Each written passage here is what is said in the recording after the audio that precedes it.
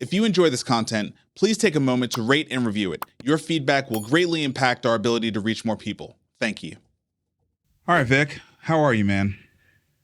I'm okay. Hard week personally. We lost our dog a couple hours ago, which is, it's only a pet, and it's a pet that I've had as a member of the family for 10 years. So it's I know a lot of people in healthcare that are treating humans, which of course is more important, but it's still sad. So I don't know, a little down, but excited to talk about the show. We got a lot of stuff to dig through. I'm excited tomorrow and have our portfolio companies all collaborating together on some shared AI tool that they can build for each other. So that'll be fun to play with the portfolio companies, see what they come up with. That's awesome. Well, but I don't want to run past it too quickly. Definitely sorry for your family's loss. I know you and your family are great dog owners, and you guys really create a great environment for those dogs and take care of them, take good care of them. So, it's... I mean, the thing about being a dog owner, and I love owning dogs, and they add a lot of joy to my life, and dogs only live for 10 years. Yeah. 10, 12 years. And so, I'm 53. I've probably had to put several dogs to sleep because I've owned, 8 dogs or 10 dogs or something. So It's just part of, I was telling my son last night, it's just part of owning a dog. They don't tell you when you get a puppy, but it's part of the process, which is, so. Always the hard part of it. Yeah. All right, man. Well, look, I am excited about the AI hackathon that the portfolio is doing. That's really great. And you're right. We have a show to dig into. So Let's do that. Let's dig in.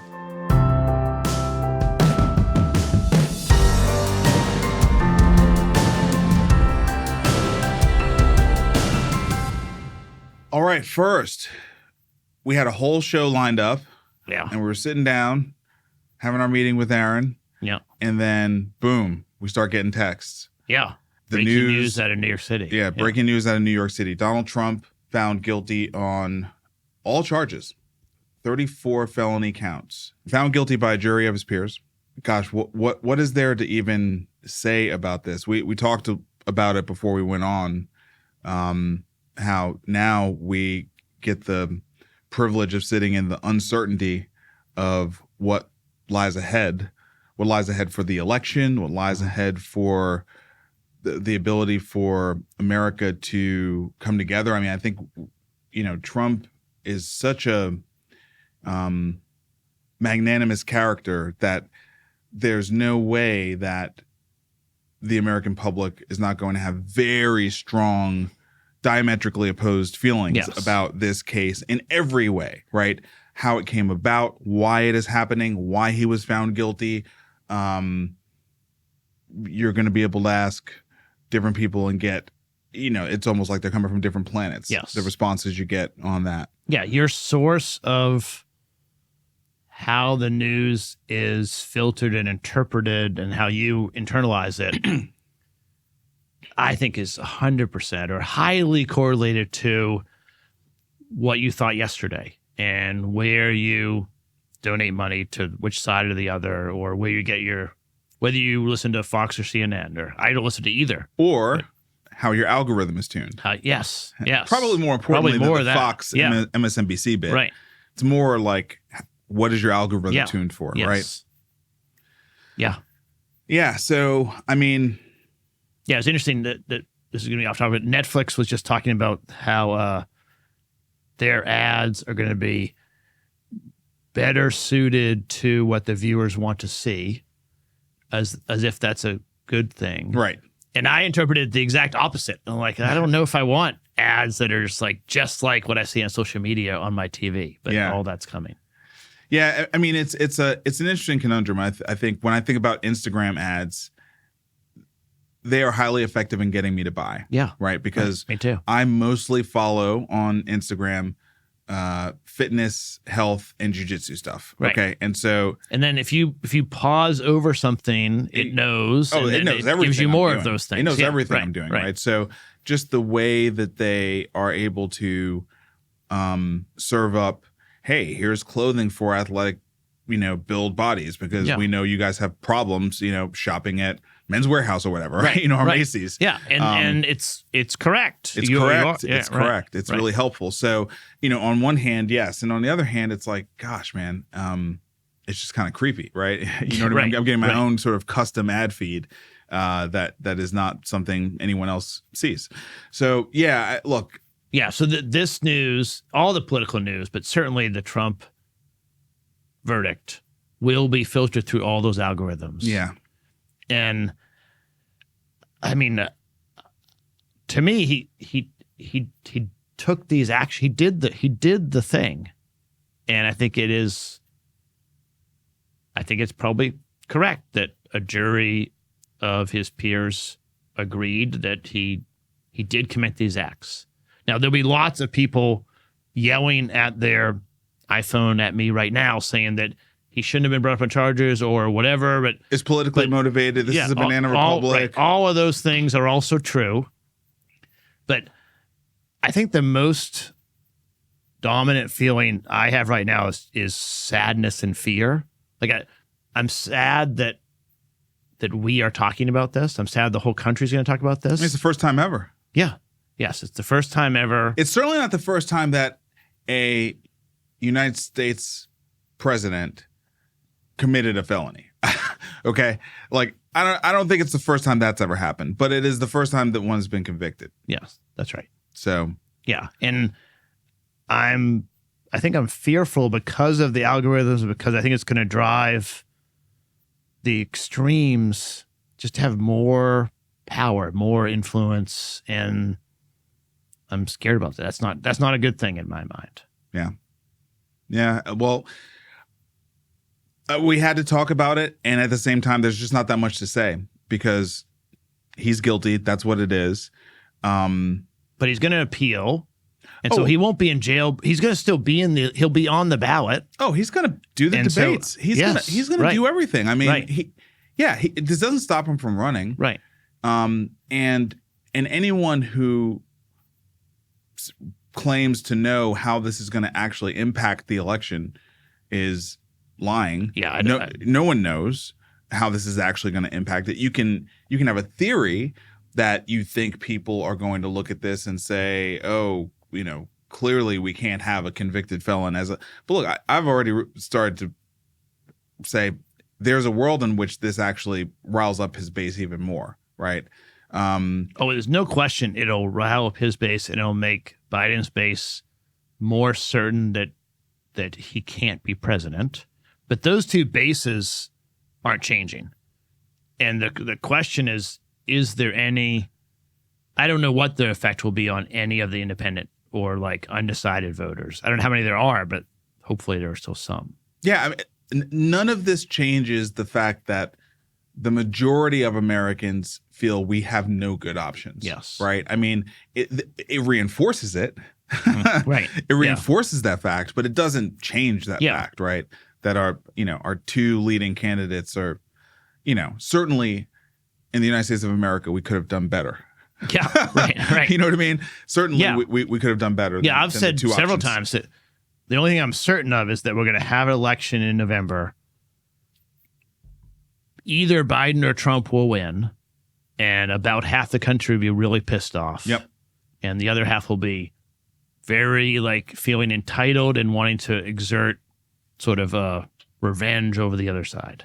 Yeah. And all that makes me sad and afraid. All right. We had to include it because it happened right before we went online. Right. But moving to the economy. So this is a funny story because my wife was talking to me about, some bonds that she invested in that were kind of upside down. I think it was probably because they were long dated. Mm. But yeah, I mean, seeing a story that says that rising bond yields weighs on stocks. I mean, this feels just like flavor of the week and not that big a deal. Wall Street Journal basically explaining the S&P 500 closed lower because of, rising bond yields. Yeah, well, I mean, I think that the overall market's very bipolar.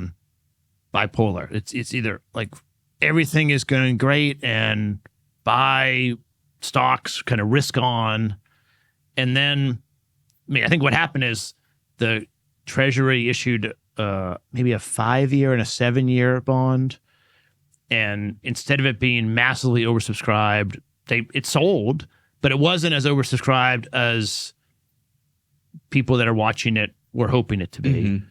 And that all of a sudden that made the bond market worried, and everyone pulled risk off like all at once. If you're trading day to day, which I'm not, and you shouldn't. If you're listening to this, you shouldn't be doing that. It's not good for your health. But yes, the entire stock market was down because of that. It's a good reason to just put the ticker away. Yes. Just don't. Check it maybe once a quarter. Yeah. Certainly check it every year. But day to day, it just makes no sense. Okay, I thought this was a good story. Wall Street Journal talking about store brands and how they are gaining share in the consumer's cart over sort of your premium brands. And I think the first thing that I thought about when I read this article was how premium selection at Kroger, for example, to me now, I've seen it so much for so many years. It's a real brand now. It's not like when they first introduced like Simple Truth, Yeah. And it was like, oh, this is new. That's interesting. What is that, like the discount thing? Yeah. It's been with us for years now. I mean, it feels like certainly more than a decade, we've had those brands around. And it's like, they're brands. And now not only are they brands, they're trusted brands, and they're less expensive, always. Right. Or there's going to be some Kroger coupon, attached to like buying from that particular brand. So it's no surprise that as consumers are feeling the pinch, they're not having a problem. They don't have a trust problem moving to the store brands. Yeah, I think that's right. And unless there is some kind of emotional tie, like I think soft drinks, for instance, people have a much more emotional tie to, and the brands have done a better job of creating like a lifestyle around the Coke brand or the Pepsi brand or whatever. That's right. But bread and ketchup and eggs, the premium brands, such as they are not that strong. No. They haven't really invested. My identity is not tied up in the type of ketchup I use. That's right. So I don't know. I think it is partially an economy thing, and partially, the brands themselves, maybe they haven't delivered value over the store brands. Well, I mean, they haven't delivered value. Let's just look down here a little bit. So Treehouse Foods, they are a publicly traded company that makes a lot of these store brands for Kroger and Walmart, et cetera. And showing their dollar share, right? That store brands have over the period of time from 2006 to 2023, it's gone up from 18.4% to 21.8%. I mean, that's material growth in terms of clawing away the value from a premium brand. And at the end of the day, it's like, the retailer as the ultimate endpoint with the consumer, now everybody's got apps, everyone's got their loyalty cards with these different folks. You're getting your coupons either in the mail or via email or even, via the digital app that you have. Yeah. I mean, I see this trend only increasing, because the retailers now have a branded relationship with the consumer. In a way that I feel like stores didn't before. Stores used to just be a location that you went to go buy all the stuff you actually cared about. And now that you actually have a relationship with the store. And so more and more, I think this is going to eat into premium brands.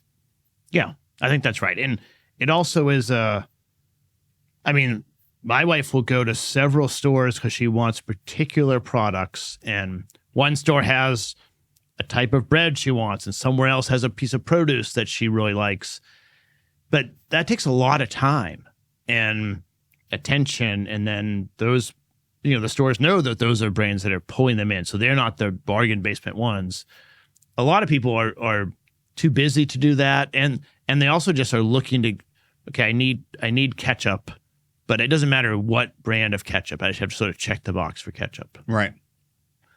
All right. I love this chart. So this is a story on the U.S. Treasuries and the yield curve, and it took me like 3 times to like review it to really sort of. And we're going to try to talk through it, but this is an example where it really is better to be able to watch. So it may be a time that you could go back and watch it on YouTube. Yeah. But I've been trying to understand the yield curve for 15 years. And as soon as I think I understand it, then there's another aspect of the slant or some aspect of it. Right. And this is a good summary to sort of catch people up. Yeah. So we're going to try to articulate this chart, but again, and also, of course, the link will be in the show notes, so you can go check it out. It's in the Wall Street Journal. But you also could just click on our YouTube video and you could like watch it as we're going through it. So anyway, basically, the first view of this chart, it's the yield curve, and it's showing from 3 different time series. It starts with June 30th, 2021, and it shows that the initial curve back then was 0%. Okay. And then it sort of went up over time as you would expect it to. And as you get to like your 30-year bond, then it's yielding north of 2%. Yeah. So the normal yield curve is upward sloping from the what's called the short end, like 1 year, 2 year, 3 year, 5 year. You don't make a lot. Right. You don't yield a lot in the short term. Yes. And the U.S. government shouldn't have to pay you as much if if you're not going to hold it very. Yeah. Right. Yeah.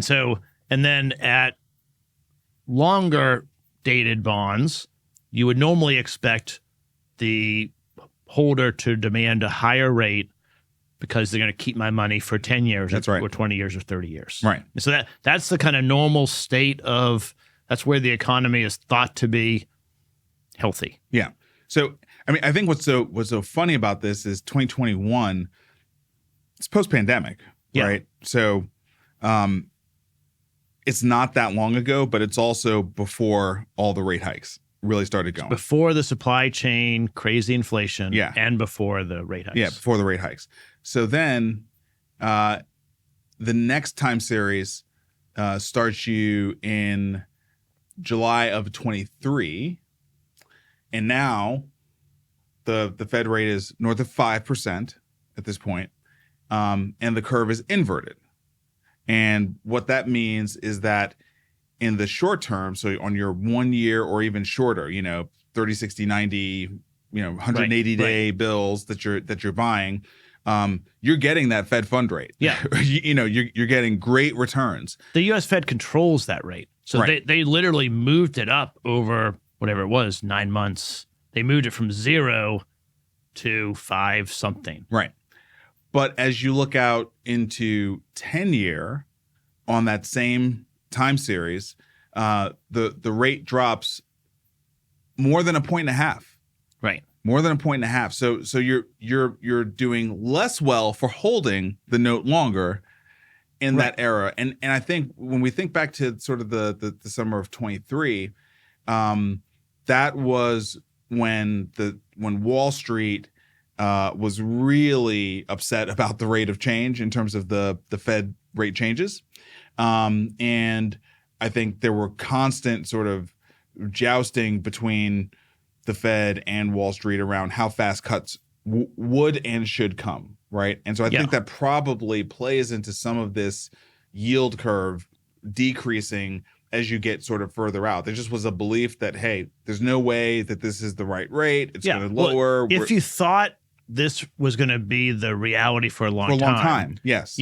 For instance, you could hold a 1 year treasury bill and get paid over 5%, and then do that again for 9 more years. And then the money would be with the U.S. government for 10 years, but you would make 5% and you'd get to compound the interest. Right. As opposed to if you bought a 10-year note all at once, you make under 4. Right. That does not make sense. Wall Street would arbitrage that away. Like that, The only reason that makes sense is if you don't expect this state of the world to exist very long. Yeah, you believe it's totally temporary. Right. And yeah, so you have this inverted curve. So yeah, and then just one other quick thing. The Fed controls the near side of the curve. Right. And then the far end, it did go up. So they raised 5%. The far end went up from 2 to 4, basically. Yeah. The Fed doesn't control that. That's market rates. Market. Yeah, exactly. And so that's the reality. They raised it really high, and the market didn't follow them all the way up. Right. And everyone is trying to figure out when it's going to correct. The only two ways it corrects is if the short-dated ones go down below where the long is. Yep. Or the other thing happens and the long side goes up much higher. Right. And so then the next time series is today. And we have not changed rates. We have not had a rate cut. Right. So the story on the short-term dated bills pretty is the much same. identical. Yeah, it's the same. Right. However, the market has gotten more in line with the Fed. And so now the 10-year and 30-year bonds, 10-year note and a 30-year bond, we're looking at a yield curve that now is about a half a point closer to the Fed's current rate. Yes, the longer dated bonds came up pretty significantly. It's still inverted. Yep. I mean, it's still below the current 1 rate. year. Yeah. But it seems like the market is kind of coming around to, gosh, we might have really high rates for longer.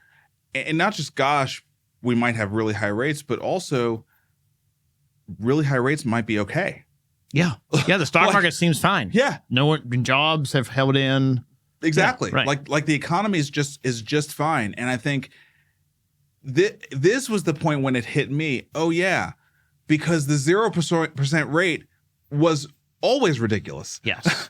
Right? Yeah. You know, your curve from back in 2021 started at 0. You got nothing in a short dated, bond. So a T-bill. So you got nothing for it. So there was no reason to ever invest in those. And that's why all the money was crowding into equities, right? And then it was like, okay, if you hold it for 30 years, we'll give you 2%, which is still like, there's no Not reason. worth it. There's no reason to do that, right? I mean, you get more in a savings account than you get in that.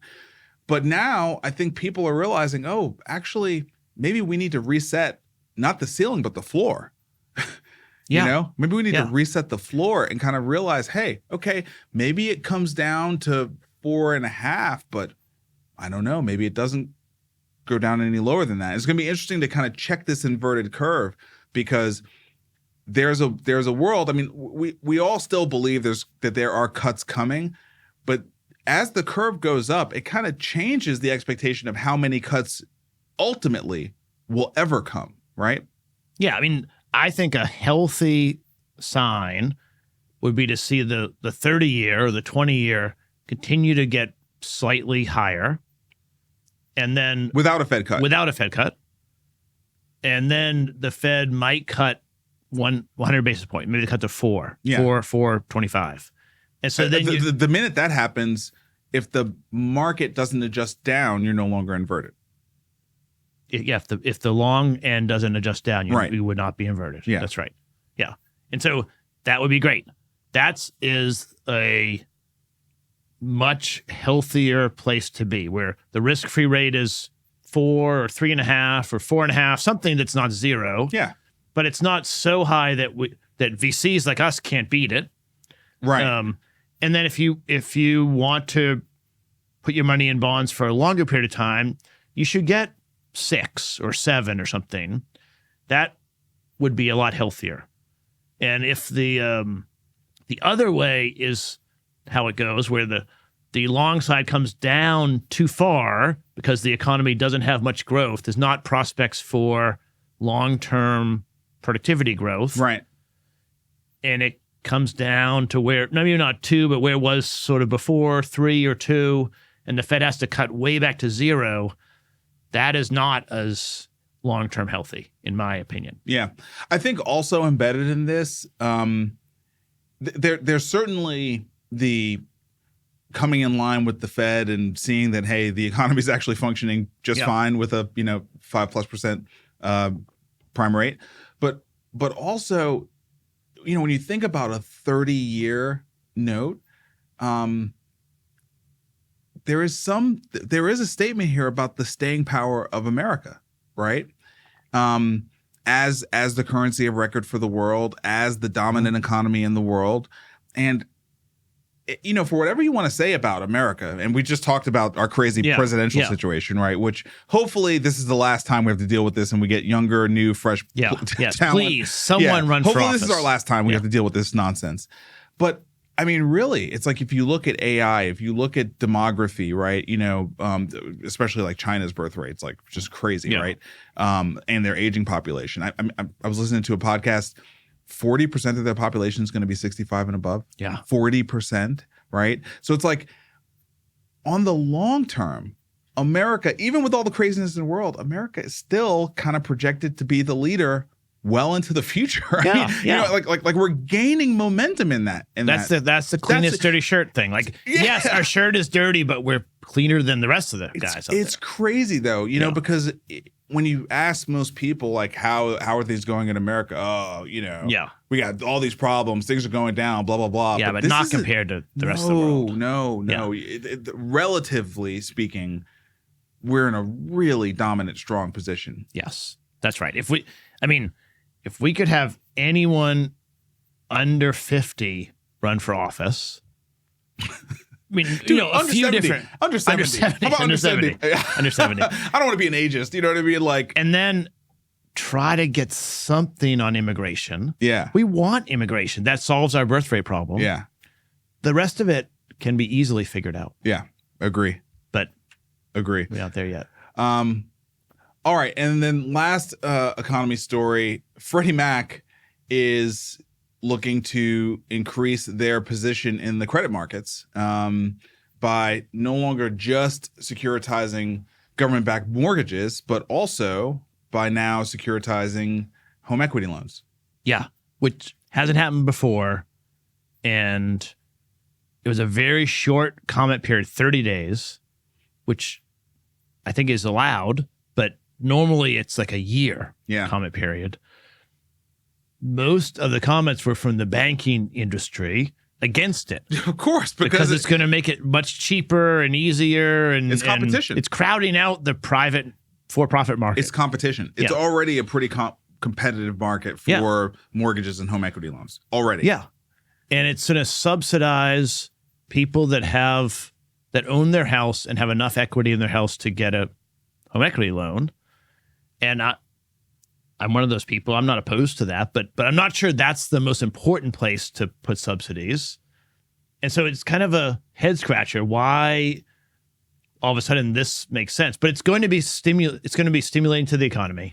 Well, generally speaking, I think that Freddie Mac has programs that are more credit friendly to lower income populations.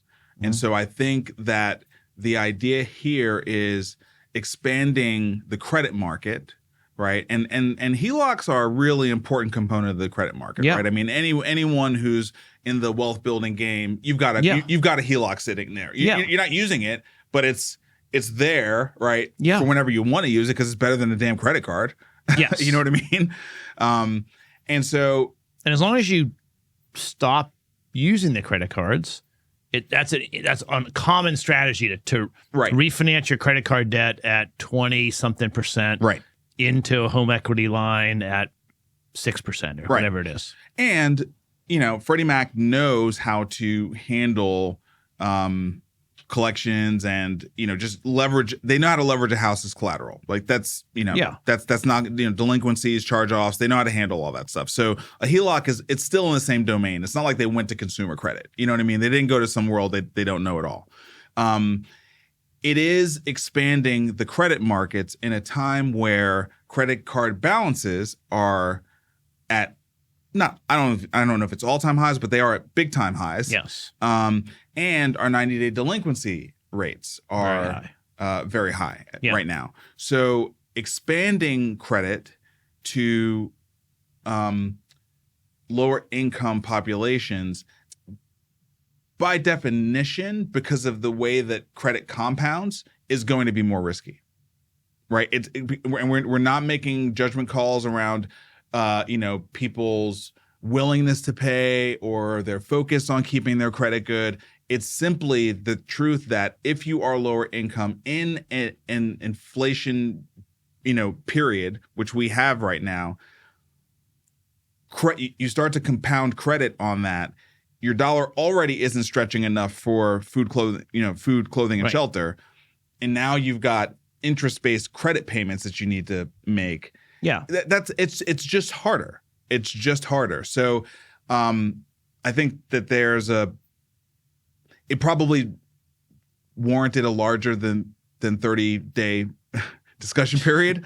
It just caught my attention because the Federal Reserve is raising rates to slow down the economy, and well, they're not raising rates anymore. They're holding them they're constant at what I would say is a restrictive rate. They're holding. Yes, we could debate where I think that's line right. is, but I think it's over what would be it's over the line, the neutral point. That's right. Yeah, it's over the line. And then Freddie Mac, which is a government entity, is expanding credit at the same time. Yeah.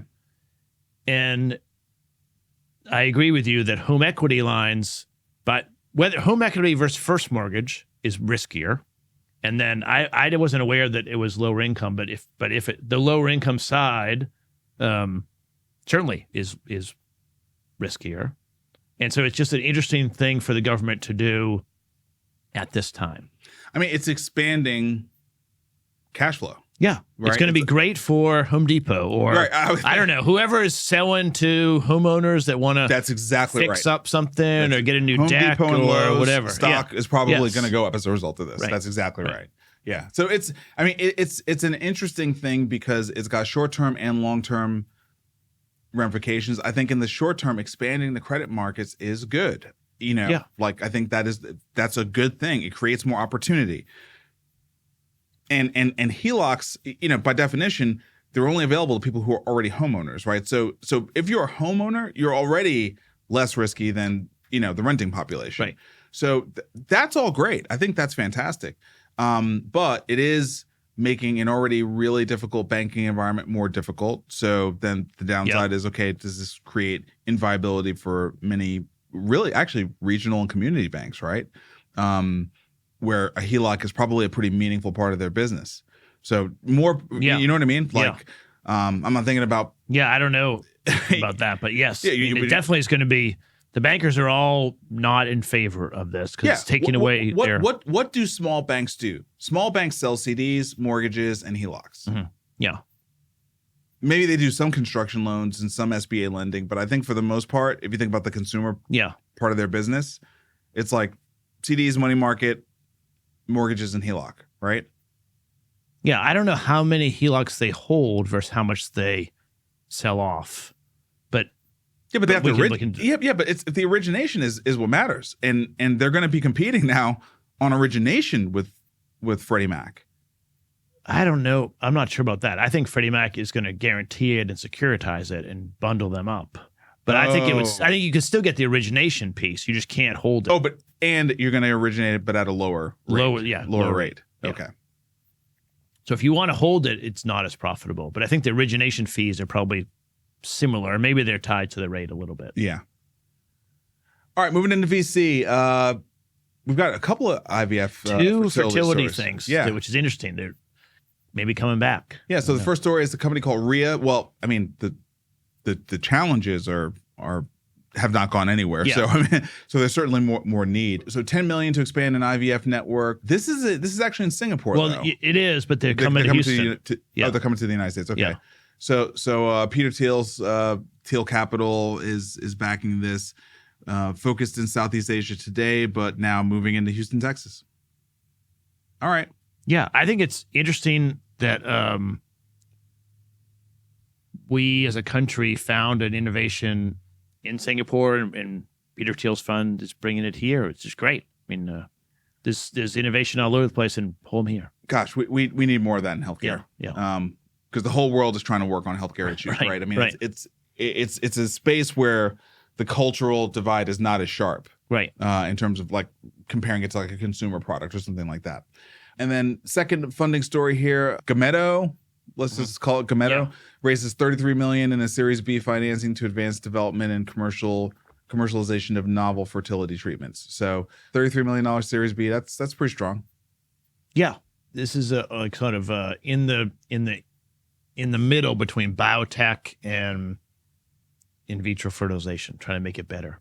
Yeah, led by Two Sigma partners, RA Capital, but including Insight Partners, Future Ventures, and Bold Capital Partners. We've co-invested with Bold. All right, that's cool. This is probably, I think, the biggest story here. So Waystar is talking about going into an IPO for $1 billion. Waystar is a claims processing company that I think a lot of people may not have known about prior to. Yeah, I didn't know them before a couple weeks ago. Yeah. So Waystar, I think, was a beneficiary of the Change Healthcare situation. Yeah. Where some providers switched over to Waystar to continue to be able to process claims. And so I think they probably had an incredible first and second quarter. And, that probably drove a lot of recognition that the market needs more sort of large scale offerings in that space. And that's probably what. And healthy to have them get public, use this momentum to get public. And then, Change Healthcare United are always going to be significant. They'll for sure. We will all benefit from them having some competition. So Waystar getting larger and going public will allow them to grow and help.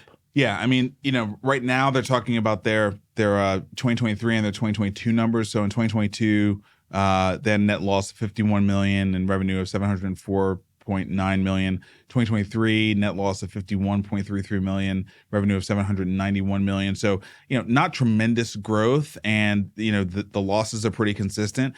I bet those numbers are changing dramatically this year, and I think that's why. Yes, and they are. I don't know if they're sandbagging, but they're not showing their entire roadshow in this press release. Exactly, because they want to be able to come out with the exciting story live with the buy side guys. And I bet the S1 is going to have the projections for this year, which will blow out what's going to what they did last year, right? So interesting. Look, if this IPO goes, they've got J.P. Morgan, Goldman, and Barclays all underwriting it. So I think it's great just to have a new healthcare IPO. Yeah, exactly. And look, $1 billion IPO. That's another good company out there in the market that can bring innovation, can partner with VCs, et cetera, et cetera. So this is a good thing. All right. And then PitchBook came out with their Q1 2024 MedTech report. And we looked through it. It was somewhat helpful, I would say. Most of it is you're trying to sort of gauge Q1 of 2024 against whole year results from previous years. That's not entirely helpful. But there was one chart here that does break down quarter over quarter, and it really focuses on deal value as well as deal count. And so I think what's probably most valuable is that particular graph and looking at the Q1 of 2024 versus the Q1 of 2023. And when you look at that chart, what you see is that the deal value is up, I would say, meaningfully. Yeah. It's up meaningfully, and the deal count is down somewhat. But the value is up more than the deal count is down. And so it just gets into the fact that we're doing bigger rounds again, right? Yes. Start off the year, we're doing bigger rounds again. Yeah, I think that's right. So I agree. The report was could have been better designed, I think, but a lot of work to get these reports. We didn't do it. So, but I think it's as expected. It's steady as she goes, kind of. Maybe slightly fewer deals. Kind of. Yeah, exactly. All right. So this was a big story about CMS and the final Medicaid managed care rule. That happened back in April. But now a lot of the analysis is starting to come out around, okay, what was really in this rule? Yeah. And one of the big findings that several analysts have been talking about over the last couple of weeks is the modifications on state-directed payments and how that is really going to shift the perceived and probably real value of a Medicaid patient in many states for both the payers and the providers who are taking care of those patients. So, Vic, give a little background here. Yeah, that's right. So the state-directed payments, also sometimes called supplemental payments, help the states fund the health systems for care of Medicaid patients. And it's a complicated structure, like a lot of things in healthcare, not clear exactly why it's complicated, but there's a lot of complexity to it. But in general, the federal government is sending money to the states in order to enable the states to pay health systems, often through a managed care organization, MCO. So you have all these entities in the mix, and they take 1 or 2%.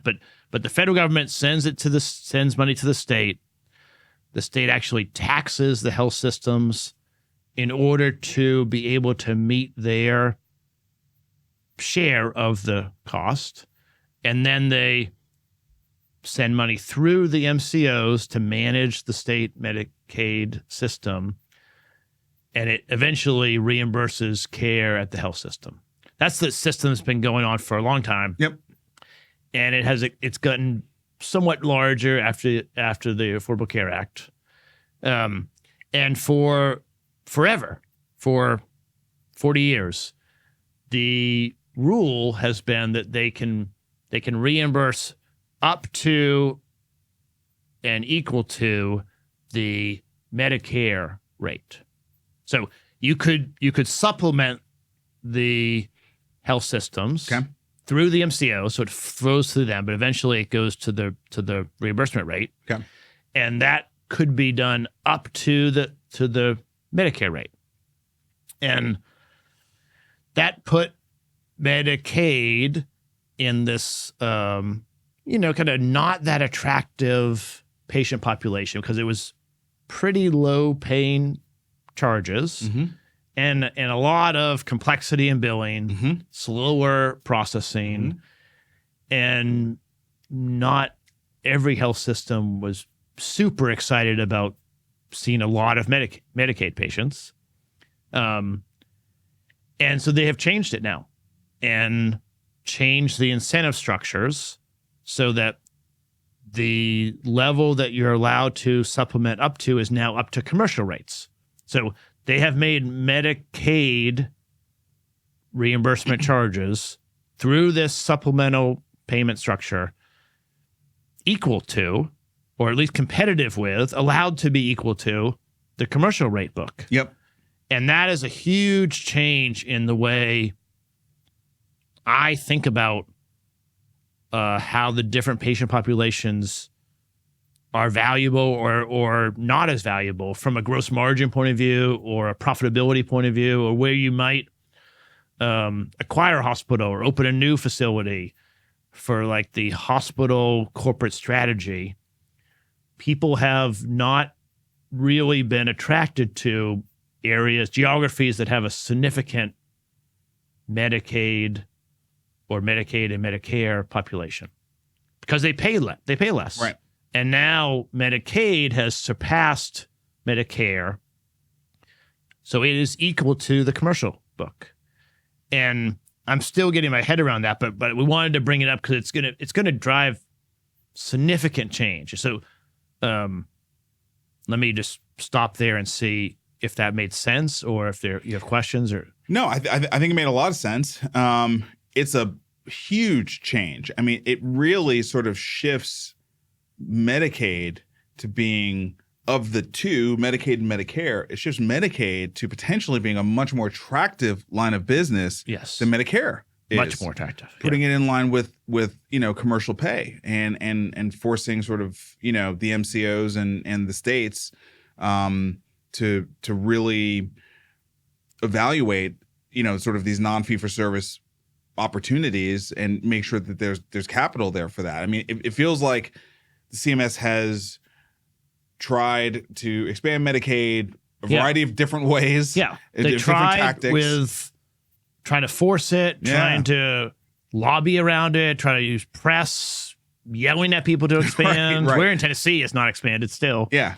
And But we certainly now- have think tanks and lots of Yeah, media right, stories right. about it, right? And now they have switched gears to use much more of an incentive structure than a stick structure. So- With this kind of stuff, I never feel comfortable saying this is how this is going to play out. Yeah. Because if there are political grudges around this and around sort of just the philosophy around Medicaid, there could be a counter response that we don't expect that holds up sort of this from happening. But it does create a potential future, like you said, where Medicaid now becomes much more viable. And I think the reason why that's important for us is Medicaid has largely been avoided by venture capital. Largely been avoided just on the premise of the margins are too small. I think we've been moving more in the direction of Medicaid, doing more deals with founders who have deep experience in the Medicaid space and are designing for Medicaid, Right. With that Medicaid first understanding. But I think that it's really a different thing if Medicaid payments reach parity with commercial payments. It just fundamentally changes it, especially when you're talking about embedding this inside of value-based care arrangements or sort of non-fee-for-service businesses. That's also sort of lined up pretty well with what VC would do. Yeah, and maybe there'll be a counter move. I don't know. Extra money flow into the system that goes through the managed care organizations. Yeah. So Molina and Centene, Right. I mean, they're going to do well. Yeah, but also, But then the health systems, Common Spirit, and all the health systems. Well, but especially the nonprofits. Especially. I mean, we one of our first sort of deep dive episodes that we did was on Common Spirit. You pulled out their nonprofit quarterly report, and we really sort of dug into it, and we were just pointing at the payer mix and just like, man, the payer mix is just like a problem, right? Yeah. What if the payer mix all of a sudden goes from being a problem to an asset? Yeah, it's exactly a win at their back. It's going to game changer for someone like Common Spirit. Yeah. But also for the small-ish facilities where maybe they have 4 hospitals in one state or 2 states or 10 hospitals. There's a lot of those. And this could be a really interesting lifeline. The for-profits are not positioned for this because they have largely avoided it. Right. But I mean, they'll be fine. That's right. They will also, I don't think they're going to fight it. I mean, more money coming in for our Medicaid book will be a good thing. Yep. I don't see who is going to be lobbying against it. Right. Except for the taxpayers, and that's so diffuse. I mean, who's going to even notice That's right. about the increase in the federal deficit, which is already huge. So That's right. I don't know. It's a pretty interesting. I think it's going to drive consolidation. It's going to make it easier to operate in some of these more challenging payer mix markets, which all seems pretty good, really. We're going to spend a lot more money in healthcare, which is good for us. Yeah. Good So for our listeners, if you happen to know something about these state-directed payments, we want to, or what you expect, where what's going to happen. Exactly. Reach out to us. Send us a link to something we're trying to read up on it. The link we're going to include in the show notes is some analysis from Georgetown University and their School of Public Policy. So we're trying to kind of read as much as we can. These rules are really dense. Yeah. And sometimes if you depend on the analyst, they have a certain slant or a certain bias. And so we're trying to gather as much information as we can. But obviously this is one of those material shifts that only healthcare wonks would understand. Right. So we're trying to make sure we understand. I want to give Emily credit. We heard about this week from Emily Evans at Hedgeye. She's been on before. We've talked to her all the time. She's on every quarter. Yeah. And she has a good analysis here showing the changes in kind of the Medicaid patients and how it's jumped up so quickly. Unfortunately, we cannot put this link in the show notes because you have to be a paid member of Hedgeye to get access to this. But so again, you should watch it on YouTube. Again, you should watch it on YouTube so you can at least see this particular chart that is showing the rapid rise in PPI year over year for Medicaid patients, and and the decline for private insurance and Medicare patients. So it feels like the Medicaid patient is on the rise and becoming a more important part of the payer mix. And I think that's going to make, quite frankly, look, that more capital flowing into this patient population is going to get payers excited too, for sure. There's no question. So that's a big change. So I think with that, we'll stop here. Let Doug share a little bit about Jumpstart Foundry, come back and start talking about what's happening in the cybersecurity world. Thanks, guys, for the opportunity to talk about our pre-seed fund, Jumpstart Foundry. My name is Doug Edwards, CEO of Jumpstart Health Investors, the parent company of Jumpstart Foundry.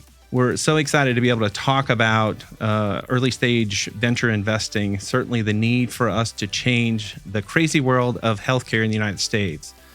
We are spending 20% of our GDP, north of $4 trillion a year on healthcare with suboptimal outcomes. Jumpstart Foundry exists to help us find and identify and invest in innovative companies that are going to make a difference in healthcare in our country. Every year, Jumpstart Foundry invests a fund, raises a fund, and deploys that across 30, 40, 50 assets every year, allowing ease of access for our limited partners to invest to help us make something better in healthcare. Some of the benefits of Jumpstart Foundry is there's no management fees. We deploy all the capital that's raised every year in the fund. We find the best and brightest, typically around single-digit percentage of companies that apply for funding from Jumpstart, and we invest in the most incredible, robust, innovative solutions and founders in the United States. Over the last 9 years, Jumpstart Foundry has invested in nearly 200 early-stage, pre-seed stage companies in the country. Through those most innovative solutions that Jumpstart Foundry invests in, we also provide great returns and a great experience for our limited partners. We partner with AngelList to administer the fund, making that ease of access not only with low minimums, but the ease of investing in venture much better. We all know that healthcare is broken. Everyone deserves better. Come alongside us with Jumpstart Foundry, invest in making the future of healthcare better and make something better in healthcare. Thank you, guys. Now back to the show. All right. So continuing with policy, but now shifting to cybersecurity. Obviously, we've had big cybersecurity issues for a long time. This year punctuated by both Change Healthcare and now Ascension. Right. Major issues. And so the industry is now really working together, I think, with the government, because clearly the healthcare industry is being targeted as a proxy of the government. Right. So it's good to see that everyone's working together. And, everyone is sort of realizing that centralization is part of the challenge, right? Like when you, and I actually think the Ascension story represents it a little better than the Change Healthcare story. Just because when you look at the diversity of locations that Ascension hospitals represent across America, and you think about a single EMR provider being, compromised, however that compromise occurred, and how it takes down all of those different... it propagates through the whole thing. Yeah, I think that is a great illustration of the centralization, right? And how it impacts a network. With Change Healthcare, it's, they're kind of like a clearinghouse. And so it's like an intermediary between lots of different parts. And so it's harder to sort of see the effects of the centralization there. You have to think about it in industry terms, and that's a little bit more macro. But you can easily see one company, large health system network across the country, one vendor attacked, all of those EMRs shut down, right? That's when you realize, okay, we're dealing with some serious centralization of vendors here. Yeah. And so HHS is trying to define the situation and then eventually ameliorate it, make it better. I think it's going to be, I'm not sure the step of making it better, but the first step, they'll probably be pretty good at diagramming it out and understanding it. And then hopefully they'll find some strategies. Yeah. But it's good that people are working on it and everyone seems to be contributing.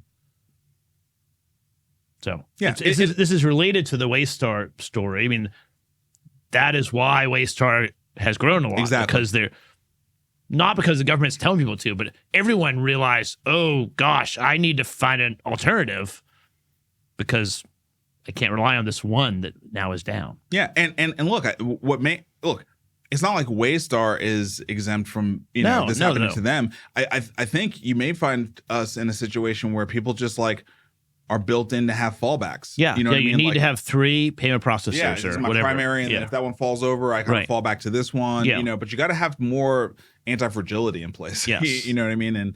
And the centralization is a problem. All right, so this story it kind of came out of nowhere because we hadn't really heard much about physician groups since I don't know, American Physician Partners sort of went under.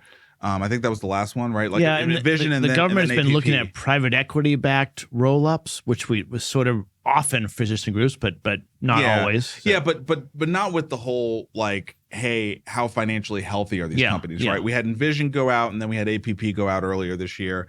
And then you haven't really heard much about it, but you found this Substack. Yeah, one of our listeners sent it to me, actually. Oh, nice. Yeah. Awesome. That's great. So thank you, listener, for sending in this Substack.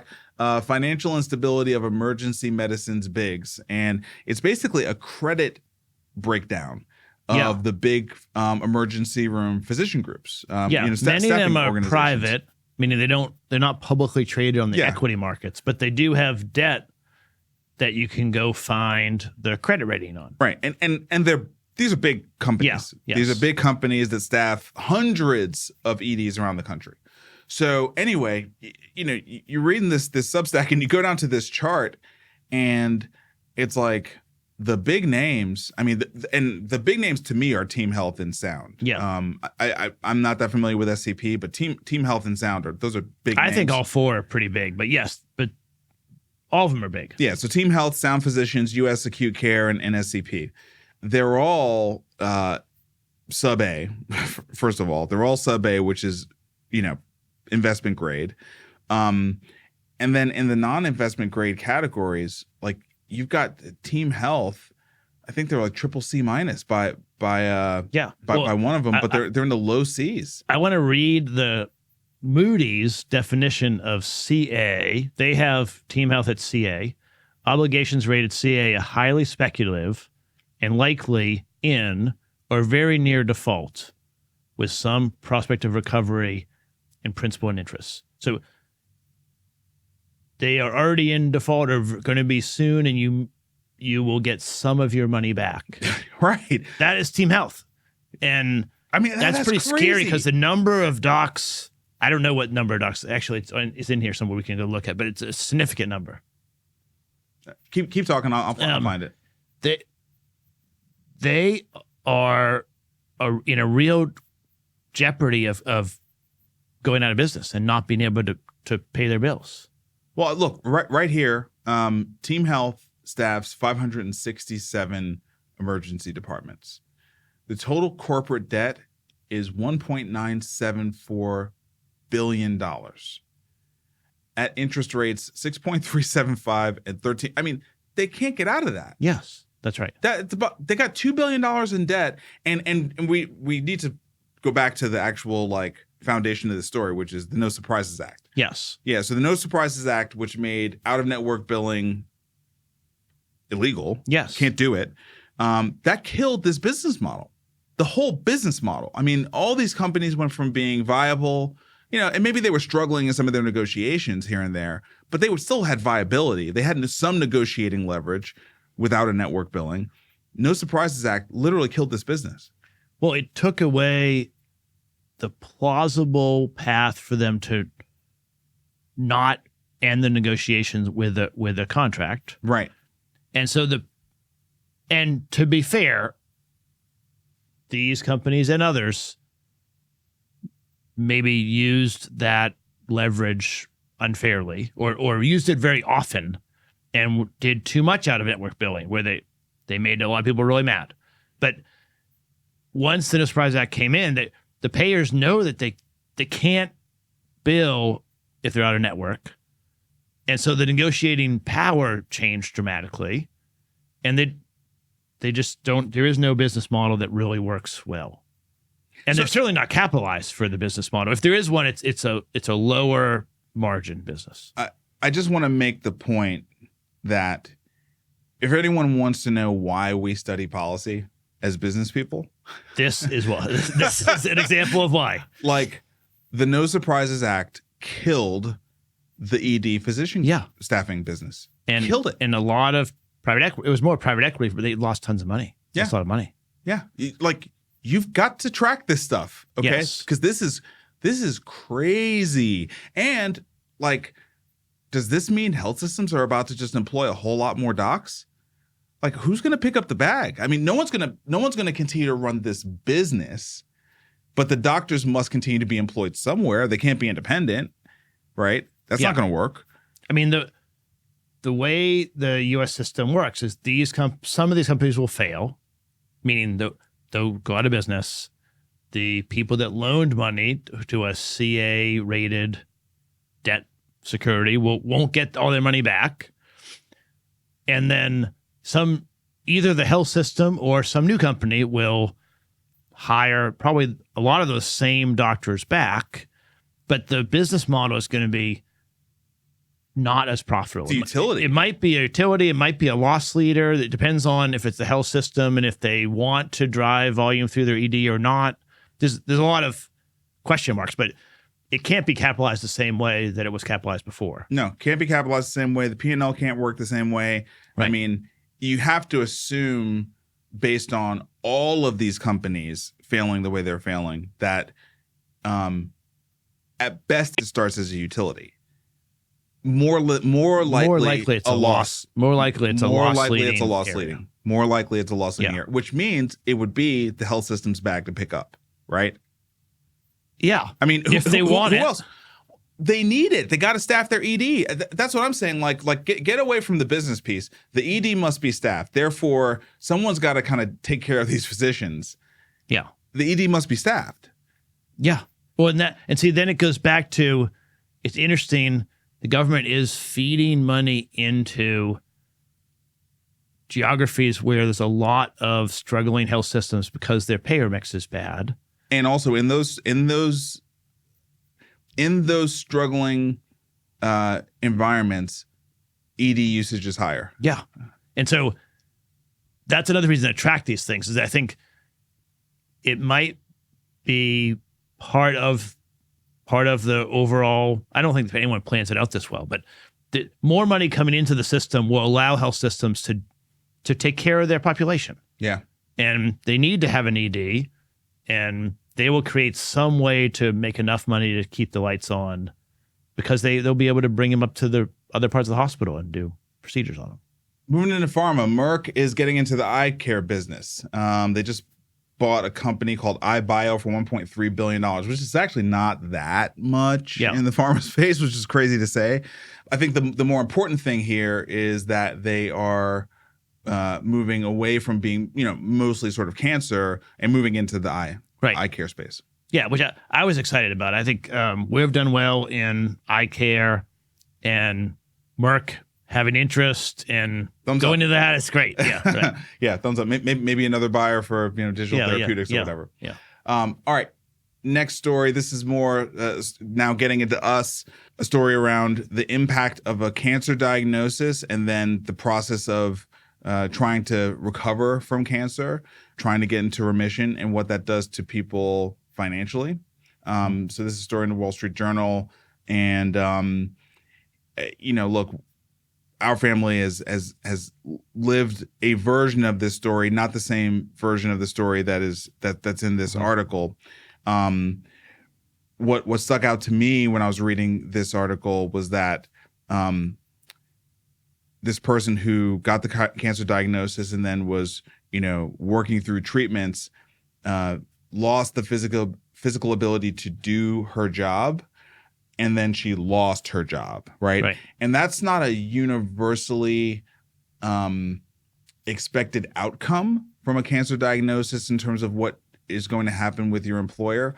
But as you and I were discussing, it's probably true for better than 50% of the cases, right? There are those companies that have war chests. They have these ridiculous HR capabilities. They can do the, FMLA kind of thing, and they can basically they can backstop an employee, for cultural, ethical reasons. Yes. For like this is who we are. This is what we do. But really, at the end of the day, it's because they can afford to. I would say by volume, not by market cap, but by volume, most companies in America cannot afford to carry a person. They cannot afford to carry an employee.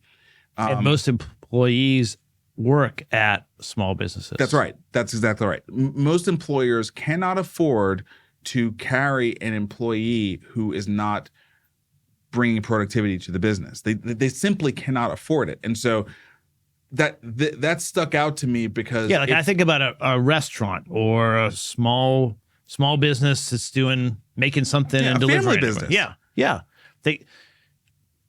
They need all the workers they have. They're not like so profitable and putting money under mattresses that they can afford it. Even if they want to, that's right. It would threaten the whole thing and all the employees there. That's right. Yeah. I mean, what they would end up doing in a lot of cases is like they just run a GoFundMe and they'd run fundraisers and what I mean? Like they would do things to try to support the family, but and they talk about that in the story, and about 30% of the GoFundMes hit their target. That's actually pretty good.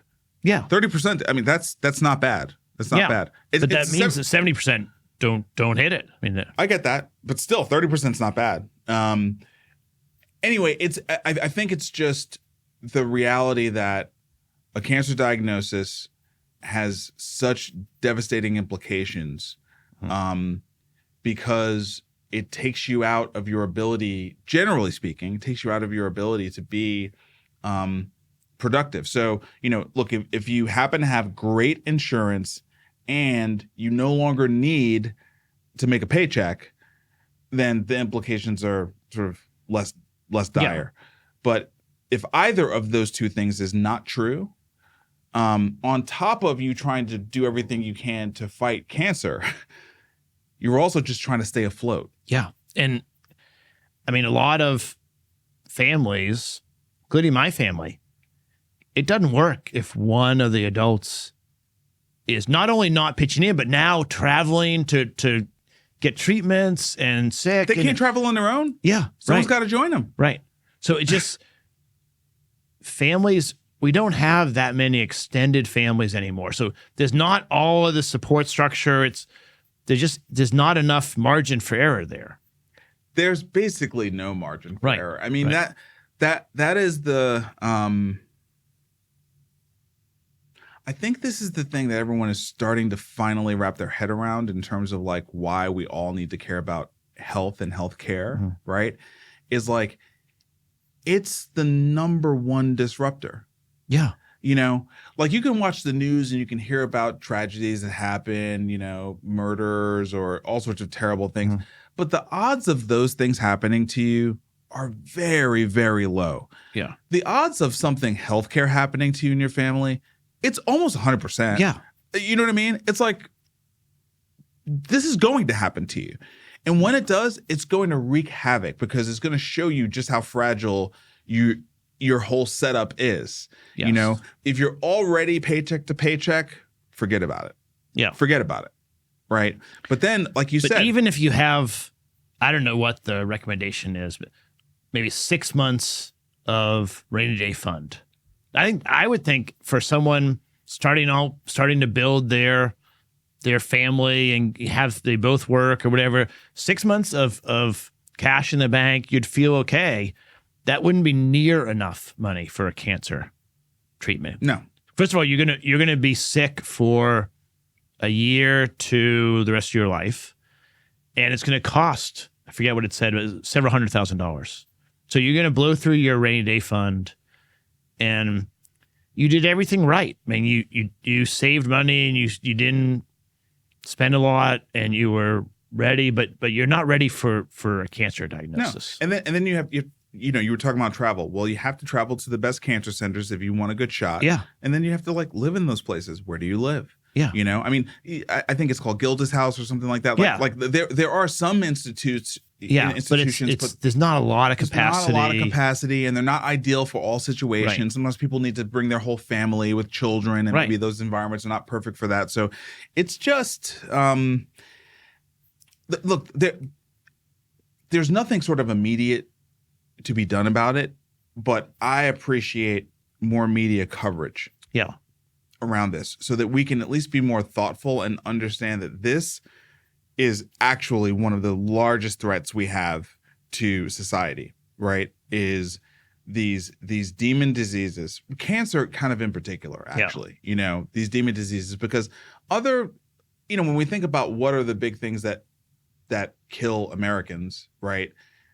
It's sort of a category of chronic diseases. Then there's cancer, and then there's like, the neurological diseases, your Alzheimer's, Parkinson's, and things like that, right?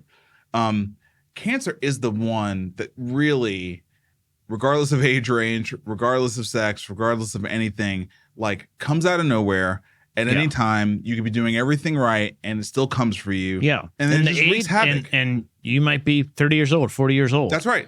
Whereas the chronic diseases, you could suffer young, but they aggregate over time, accumulate over time. So most of the patients, not all of them, but most of them are outside their prime working years. That's right.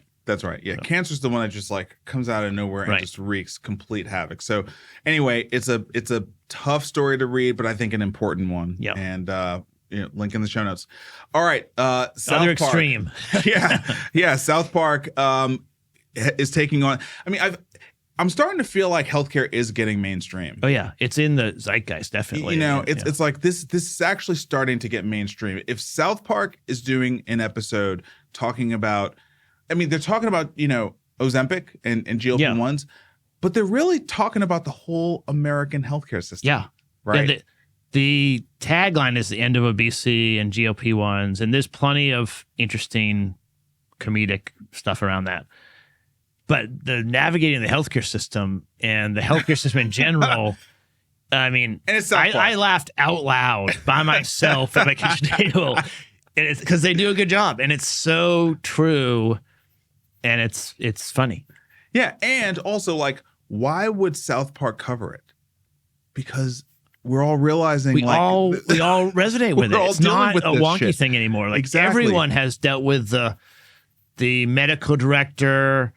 Always says no. Well, did you tell him about my situation? Well, he didn't need that. He just says no. Right. His job is to say no. Right. And obviously, like, look, it's comedy. Okay. Yeah, right. So that's of course not true. Yeah, it's comedy. But it does reflect the Byzantine nature of this industry and the opaqueness of this industry.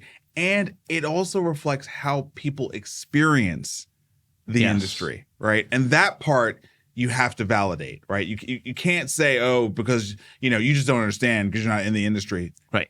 Like, screw you. I'm a person that has to deal with it, and I wish I didn't have to deal with it, Yeah, that's right.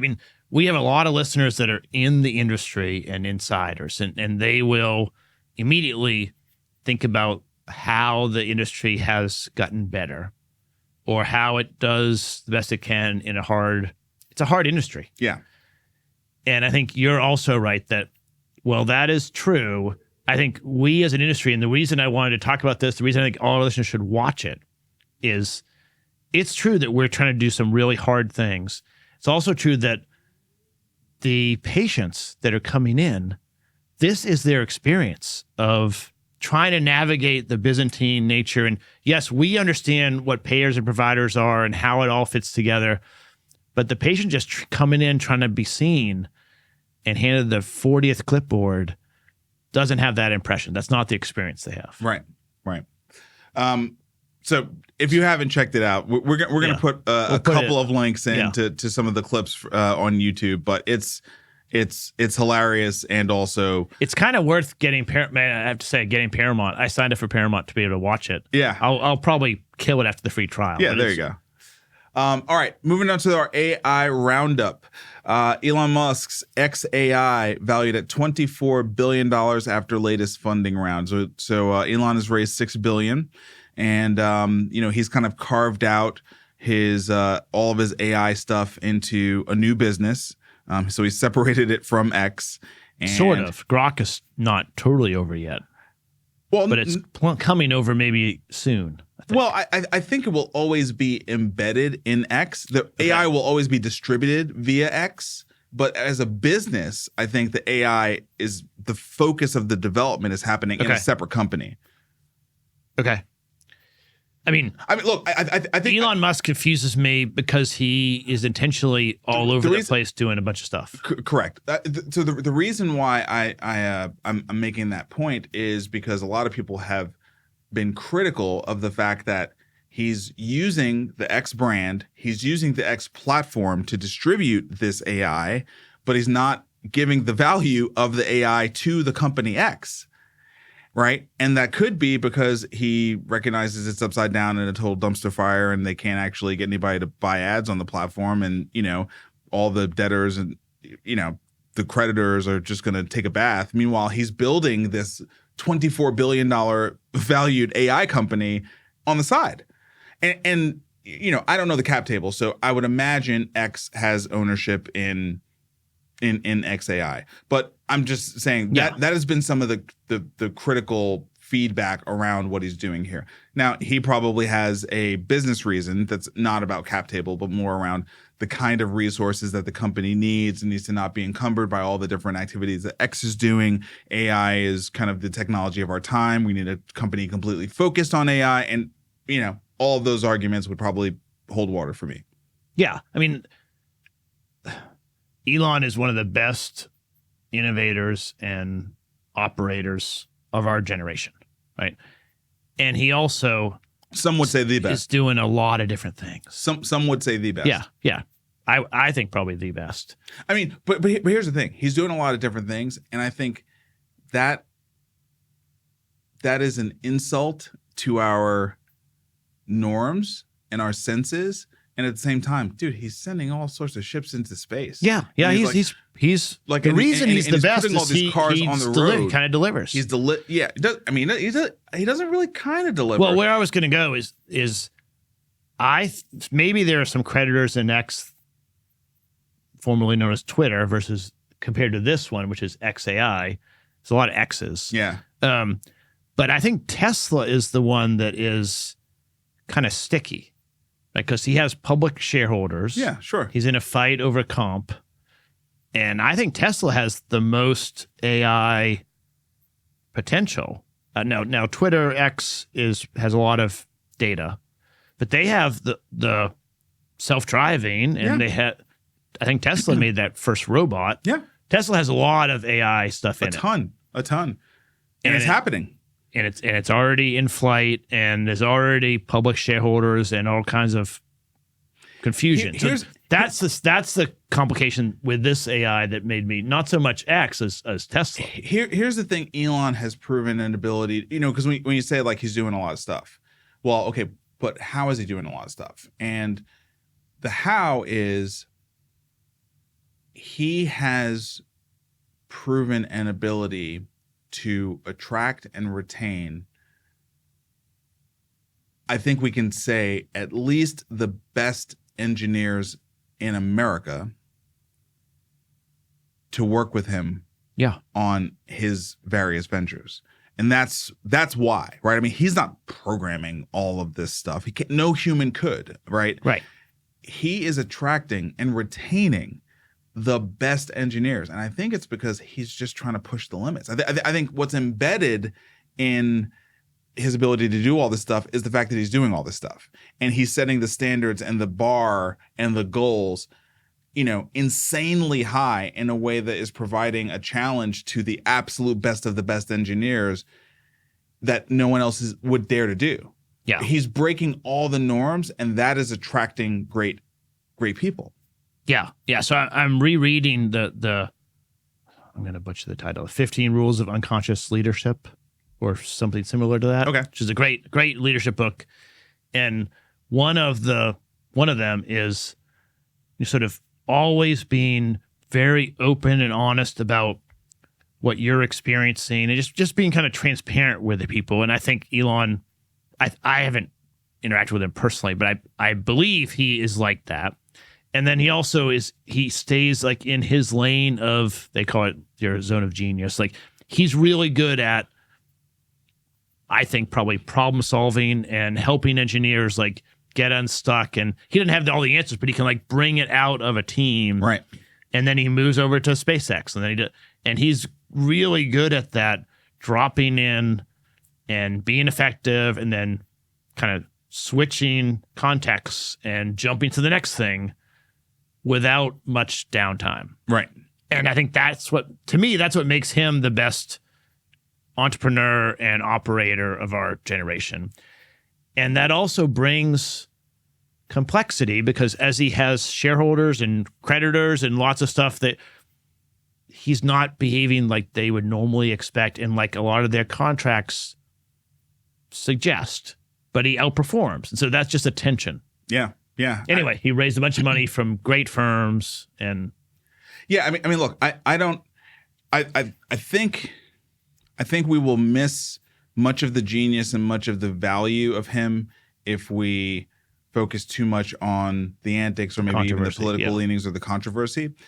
So if we just put that all to the side for a second, he is doing the equivalent of what, jazz music did when it broke into the scene. He's just breaking all the rules in order to actually create something that new.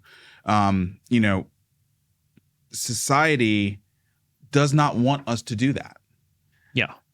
And he puts his own money at risk. I mean, there were times when Tesla was growing up that his entire net worth was at risk, and then he pulled it out and delivered. And then I give him a lot of credit for OpenAI's formation and the recruitment of the early 20, 30 real engineers. But then he got crossways. So I want to see what he's going to do with Grok and XAI. So yes, we should focus on sort of what he's doing and what the jazz music sounds like, as opposed to focus on the rules he's breaking, maybe. Yep. I mean, for us, we can let everyone else like argue about that other stuff, right? That's fine. But we're trying to innovate and So I don't know where he'll put his AI innovations, but I don't think I care. I'll use it wherever it is. That's exactly right. All right, OpenAI has begun training their new flagship AI model. We would expect it to be called GPT-5. Maybe they change the name, whatever. It's up to them how they want to brand it. But this is all happening sort of at the same time that in the backdrop, Ilya Sutskever has left the company. The old OpenAI board is now, sort of speaking out and saying this company needs real governance. They're creating a brand new safety committee that's sort of made up by the new board. So they have more internal alignment. That's good. But it's tough when you're doing things that are leading towards AGI. There's a real concern about alignment. And then it feels like the safety team is like compromised, right? It's kind of the equivalent of having a DOJ that you believe is compromised. You know what I mean? Like it's kind of scary. By the way, and I'm not implying that the safety committee at OpenAI is compromised. I'm saying the appearance, because of all the departures and all the mayhem, of course, it's going to lead people to think that. This is a for-profit company. They should just say they're a for-profit company and stop pretending that they're not. But they put this charade on that they still have this dual mandate thing that I don't understand. I don't know if anyone understands. And that makes it hard to follow. But they have great products, and they are also pushing the jazz music or whatever forward.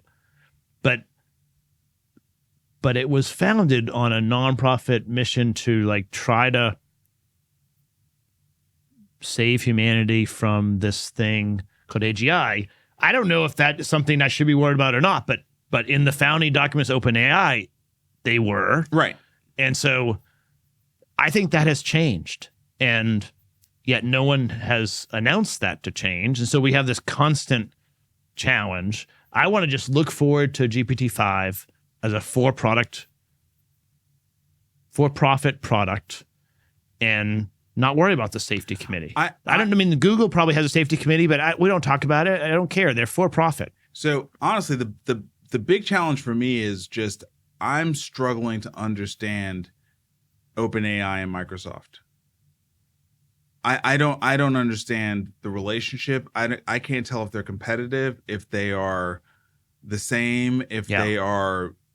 It's that's the part that's really weird for me. I agree with you on the nonprofit stuff. That's weird too, but that's not where my mind defaults these days, because I've just sort of said they're masquerading. Yeah, they're not a nonprofit. The Microsoft thing, I can't wrap my head around. From which side? Well, I just don't understand. Like, is Microsoft doing their stuff independent of OpenAI, with OpenAI? Do they have their thumb on OpenAI's neck? Like, is OpenAI independent from Microsoft? So can you answer any of those questions? I think that we will know when the Apple announcement comes out of who they're partnering with in AI. Fair play. Yeah. My belief is that, but I don't have any evidence for this. This is just my prediction. Yeah. That OpenAI is going to partner with Apple and Microsoft will not be on the press release. And to me, that will answer the question. That will Microsoft was a financing partner, and as a partner that provided a bunch of money, they got a lot of more than money. That a lot of OpenAI is hosted and they got Azure. credits in Azure, and that's just money. Or that's not just money. That's not just money. It's more than that. It's more than that. It's more than that. It's more than that. I think it is equal to money. No, it's not. So we can talk about that later. We're too late into the show. Yeah. So anyway, we will see if OpenAI and Microsoft partner with Apple. Mm-hmm. Then my view is that OpenAI is a division of Microsoft. No, but I don't know. That maybe is unfair, but that's the it's next just thing I'm so looking confusing. At. Yes. It's really confusing. And I think Sam and Satya Nadella probably are both trying to move to make it a different way. And it's confusing because they haven't decided it yet. Yeah. Yeah.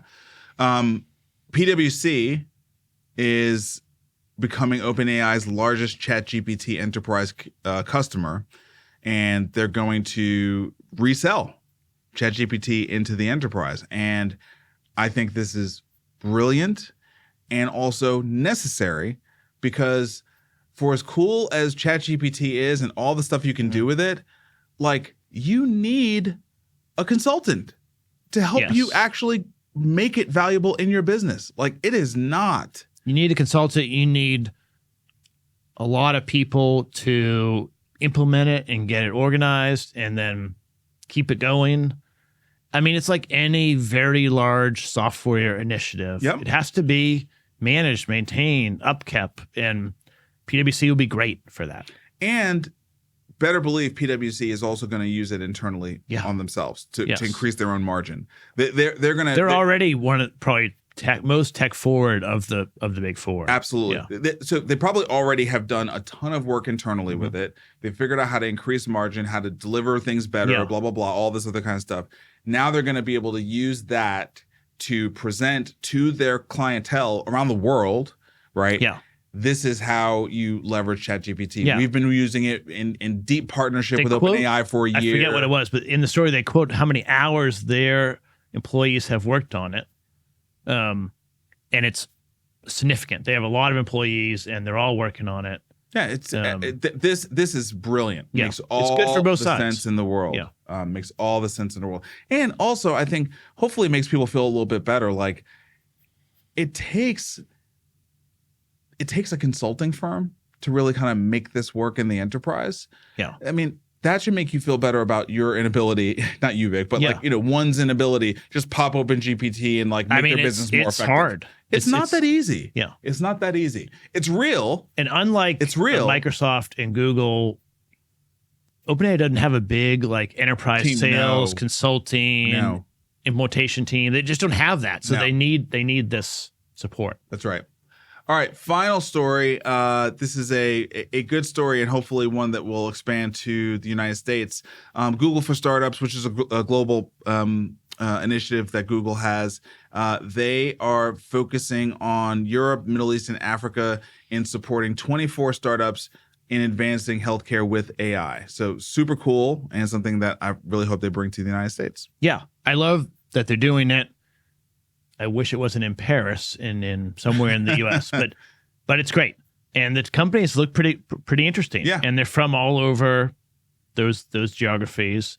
So it's interesting that the healthcare zeitgeist is sort of growing in the public conscious here. And then I also think globally, it's a huge market, and no matter what the payment structures, which of course are different in the U.S. versus other countries, treating heart disease, treating diabetes, treating cancer, the human body is fairly similar no matter what language you speak. And so certainly there's some cultural differences, but there's a lot that we can learn from these startups, and we can pull them here and bring our startups over there. I think I'm excited about it. Absolutely. And look, the reality is that the healthcare industry is a global industry, especially when you think about pharma and devices and things like that. You think about companies like Philips and, you know, so it's already a global industry. It's very fragmented. It's very much driven by how, you know, different nation states choose to manage their population's healthcare. But huge components of the industry are actually global in nature. And what do they call public health versus healthcare? Right. Yeah. All of that that's where all the complications come in. Right. But, you know, in those complications is lots of opportunities for people to make money. Yes. All right. Great show. Thanks for pulling it together. And we will see y'all next week.